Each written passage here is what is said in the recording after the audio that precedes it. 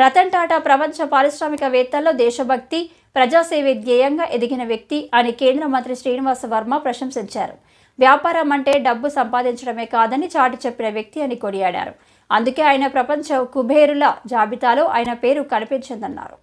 పరిచయం చేసినటువంటి వ్యక్తి ఆ తరువాత కాలంలో చాలా ఒడిదుడుకులైన ఇబ్బందులు ఎదురైనటువంటి సందర్భంలో ఆయన ఎవరైతే ఫోర్డ్ కంపెనీ ఓనర్ని సంప్రదిస్తాడు, టాటా మోటార్స్ కొనుగోలు అమ్మడానికి సిద్ధపడి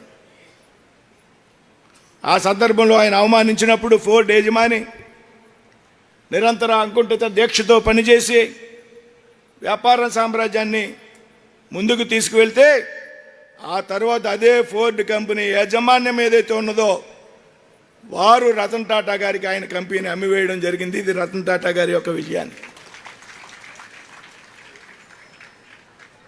ఈ సందర్భంగా అటువంటి వ్యక్తి యొక్క మహోన్నత వ్యక్తి అక్టోబర్ నెలలో చనిపోయినప్పుడు దేశంలో సాధారణ ప్రజలు, రాజకీయ ప్రముఖులు, వ్యాపారవేత్తలు కాదు, ఈ దేశంలో ఎవరైనా ఒక పారిశ్రామికవేత్త చనిపోయినప్పుడు సాధారణ ప్రజలు కూడా కంట తడిపెట్టారు అంటే అది కేవలం రతన్ టాటా గారి విషయంలోనే సాధ్యమైంది అనేటువంటి విషయాన్ని సందర్భంగా చెప్తుంది.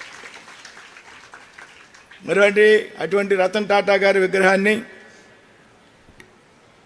వెంటనే ఇక్కడ ఉండులో ఏర్పాటు చేయాలి మొట్టమొదటిగా ఆలోచన చేసినటువంటి వ్యక్తి రఘురామకృష్ణంరాజు గారు. ఒక చక్కటి విగ్రహాన్ని ఈ ప్రాంతంలో ఒక సెంటర్గా అభివృద్ధి చేసి ఆ విగ్రహాన్ని ఏర్పాటు చేయలేనటువంటి ఆలోచన వచ్చినటువంటి ఆయన్ని ఈ వేదిక ద్వారా ముఖ్యంగా అభినందిస్తూ ఉన్నా.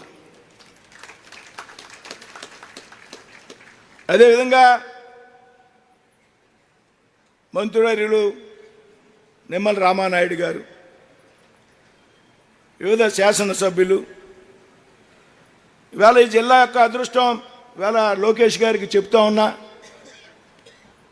సార్ నిత్యం ప్రజల్లో ఉన్నటువంటి వ్యక్తులే ఇవాళ జిల్లాలో శాసనసభ్యులుగా ఎన్నికయ్యారు. ప్రతి శాసనసభ్యుడు కూడా ఇవాళ ప్రజల్లో కలిసి మమేకమై కలిసి పనిచేసేటటువంటి శాసనసభ్యులు ఇవాళ జిల్లా నుండి ఎన్నికయ్యారు. కాబట్టి రాబోయేటువంటి రోజుల్లో ఈ జిల్లా అభివృద్ధిలో మీ వంతు సహకారం మాకు ఎప్పుడూ ఉండాలని ఈ సభాపూర్వకంగా కోరుతూ ఉన్నా.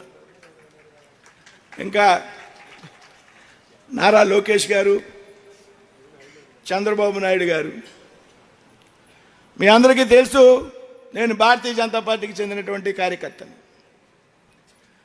భూపతిరాజు శ్రీనివాస వర్మ అంటే ఈ ప్రాంతంలో ఎవరికి తెలియనటువంటి పరిస్థితి, కేవలం బీజేపీ వర్మగా మాత్రమే మీ అందరికీ నేను సుపరిచితుడిని. ఆ పార్టీలో కానివ్వండి, ప్రజల్లో కానివ్వండి, నా పూర్తి పేరు చాలా తక్కువ మందికి తెలుసు. ఆ విధంగా కార్యకర్త నుండి ఎదిగితే నేను పొత్తుల్లో భాగంగా నరసాపురం పార్లమెంటు అభ్యర్థిగా, భారతీయ జనతా పార్టీ అభ్యర్థిగా నేను పోటీ చేసినప్పుడు కొన్ని ఇబ్బందులు మీ అందరికీ తెలుసు. శ్రీనివాస వర్మ సామాన్యుడు కాబట్టి ఎన్నికలను ఏ విధంగా ఎదుర్కొంటాడనేటువంటి ఒక ఆలోచన, ఒక ప్రచారం జరిగినప్పుడు నేను వారి తండ్రి గారు ముఖ్యమంత్రి గారు చంద్రబాబు నాయుడు గారిని కలిసి చెప్పా. ఆ విషయం ఆయన మీటింగ్లో కూడా చెప్పారు. సార్ నేను సామాన్యుడినే కానీ నాకు మినిమం ఎలక్షన్ సంబంధించి ఏదైతే రిక్వైర్మెంట్స్ ఉంటాయో అవి మీట్ అవ్వడానికి నాకు కొంత శక్తి ఉంది, నాకు వ్యాపారాలు ఉన్నాయి. కానీ ఇవాళ ఉన్నటువంటి పరిస్థితుల్లో పార్లమెంట్ సభ్యుడిగా మరింత భారం ఉంటుందన్నప్పుడు వారి తండ్రి గారు నాతో చెప్పారు, లేదు డబ్బు ఆధారం కాదు, మీలాంటి వ్యక్తులు ఫీల్డ్లో పనిచేసినటువంటి కార్యకర్తలు ప్రజాప్రతినిధిగా ఎన్నిక కావాలి అని నాకు భరోసా ఇచ్చినటువంటి వ్యక్తి చంద్రబాబు నాయుడు గారు. నా పార్టీ నాయకత్వం ఏదుందో, భారతీయ జనతా పార్టీ నాయకత్వం ఒక కార్యకర్తను గుర్తించి అభ్యర్థిగా నిర్ణయించినప్పుడు నాకు పెద్దగా ఇబ్బంది కలగకుండా నా పార్టీలో ఉన్నటువంటి, రాష్ట్రంలో ఉన్నటువంటి నాయకత్వం, కేంద్రంలో ఉన్నటువంటి నాయకత్వం, చంద్రబాబు నాయుడు గారు, లోకేష్ గారు కలిసి ఆలోచన చేసి 7 శాసనసభ అభ్యర్థులను కూడా సమన్వయపరిచి శ్రీనివాస వర్మ ఎట్టి పరిస్థితుల్లో గెలవాలా అనేటువంటి ఒక ఆలోచనని ముందు పెట్టినటువంటి వ్యక్తులు చంద్రబాబు నాయుడు గారు, నారా లోకేష్ గారు. మీరందరూ ఆ విధంగా పెద్ద ఎత్తున గెలిపించారు. నేను చంద్రబాబు నాయుడు గారిని, నారా లోకేష్ గారిని ఎప్పుడు కలవలే. ఒక నిమిషం సమయం తీసుకుంటాను రఘు గారు, కంగారు పడద్దు మీరు. అంటే ఏంటంటే నేను డిఫరెంట్ పార్టీ నుంచి ఉన్నాను రిప్రజెంటేటివ్గా. నా అనుభవాలు కొన్ని అందరికీ తెలియాలి కాబట్టి నేను షేర్ చేసుకుంటాను. ఎందుకంటే లోకేష్ గారు ఎక్కువ సమయం ఇవ్వాలి, నాకు అవగాహన ఉంది.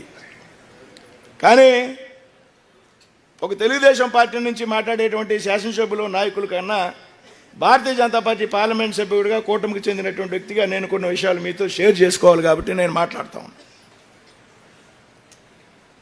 ఆ తర్వాత మంత్రిని అయ్యాను. మా పార్టీ భారతీయ జనతా పార్టీ.